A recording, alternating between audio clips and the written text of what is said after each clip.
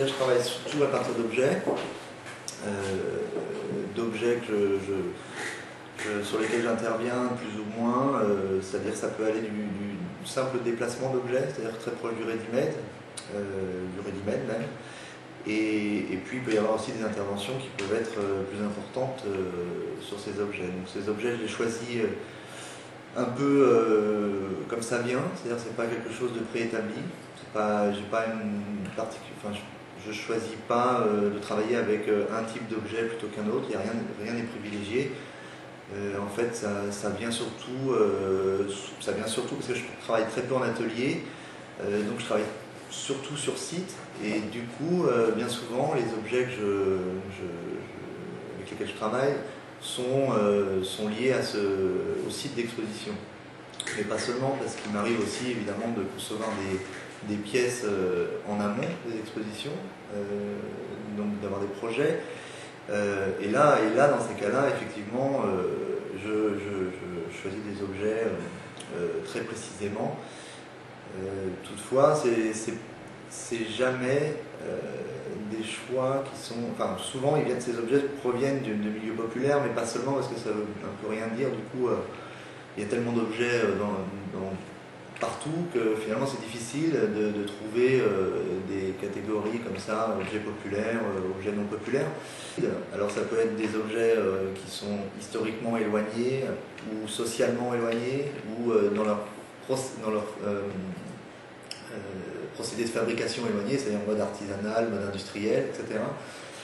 Mais je me suis un peu éloigné de cela depuis quelques temps, c'est-à-dire que maintenant j'ai un travail qui, je dirais, plus d'intervention sur l'objet lui-même, c'est-à-dire plus d'un travail de sculpteur.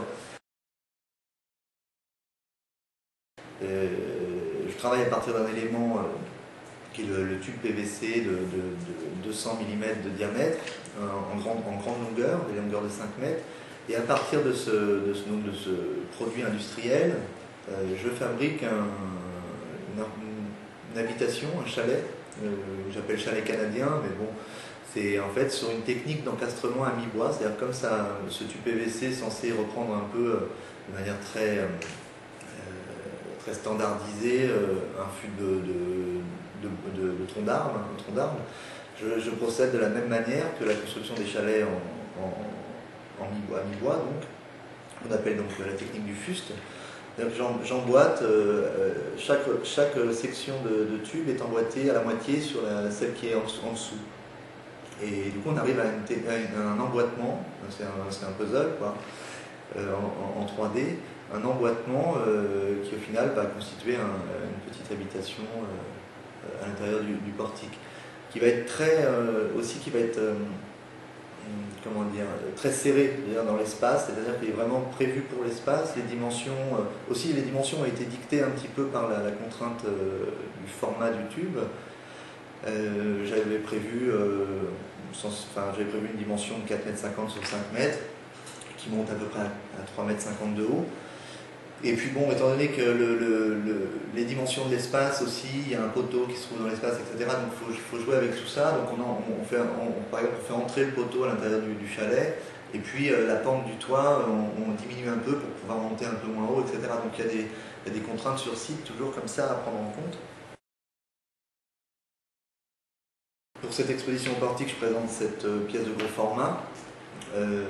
Et une petite pièce qui est sur le même principe de fuste, sauf que là, ça sera une pièce en béton, et je me sers cette fois-ci des tubes de PVC de beaucoup plus petites sections, c'est-à-dire des tubes de 60 de diamètre.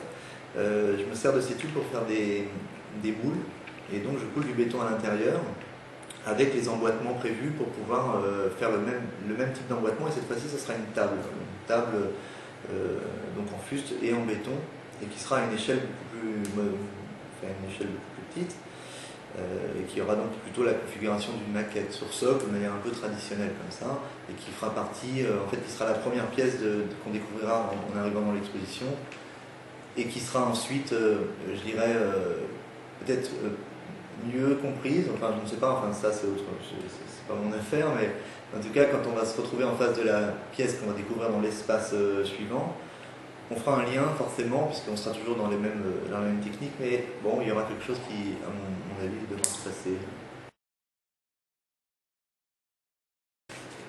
En ce qui concerne la pièce en béton, c'est quelque chose qui, je travaille. Bon, c'est le Havre, effectivement.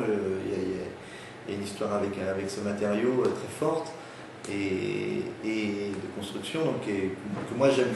J'aime beaucoup ce matériau, mais j'en fais pas non plus. Je travaille pas, comme je disais tout à l'heure, autant sur les objets que sur les matériaux. Je suis pas, je suis pas dans la répétition.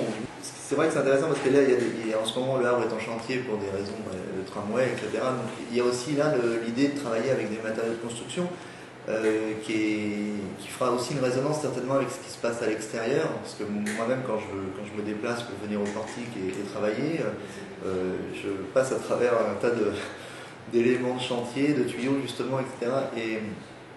Et du coup, je me sens un peu en dialogue, en résonance avec ce qui se passe dehors.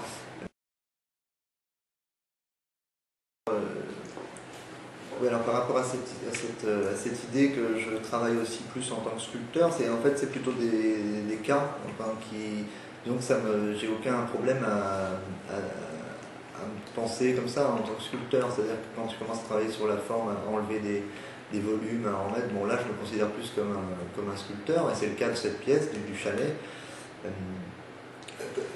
J'ai plutôt le commencement de ma démarche, de mon travail, initialement c'était plutôt avoir une idée et la mettre en place, et souvent ça passait par le biais d'objets, souvent, et rarement j'ai eu l'occasion vraiment de pratiquer la sculpture au sens plus classique du terme. Et comme j'ai tendance, enfin je crois en ce moment en tout cas, à m'éloigner de cet art d'idée en fait, et à faire des choses un petit peu moins immédiates, enfin qui ont moins en fait je fais moins recours à la saillie visuelle, c'est moins quelque chose d'évident, d'immédiat. Donc je cherche un peu à différer les choses ou à mettre un peu, à faire que le sens soit plus incertain, plus énigmatique, même si justement au début je me défendais de ça, je voulais une certaine clarté, voilà, une pièce, un effet. Et là, par exemple avec la petite table en béton, je pense qu'il y a peu de gens qui vont voir enfin ça va être perçu comme une sculpture en fait, un peu une sculpture géométrique. Et puis on verra peut-être difficilement, moi-même je ne suis pas sûr de comment je vais voir la chose une fois terminée. En revanche, le chalet c'est très figuratif, donc on arrive dans quelque chose où ça sera identifiable très rapidement. Comme le titre sculpture récente, c'est aussi quelque chose de mon titre. Je n'étais pas obligé d'en mettre, on n'était pas obligé de mettre un titre, de titrer cette exposition. Mais j'aimais bien justement ramener dans ce titre l'idée de sculpture. Et qu'elle soit récente, ça fait double sens pour moi parce que c'est vraiment des productions pour le portique, par le portique. Et ensuite, ce sont des objets, des sculptures, donc des sculptures qui sont récentes dans mon corpus. Et voilà, ça répond très simplement à ce choix de titre.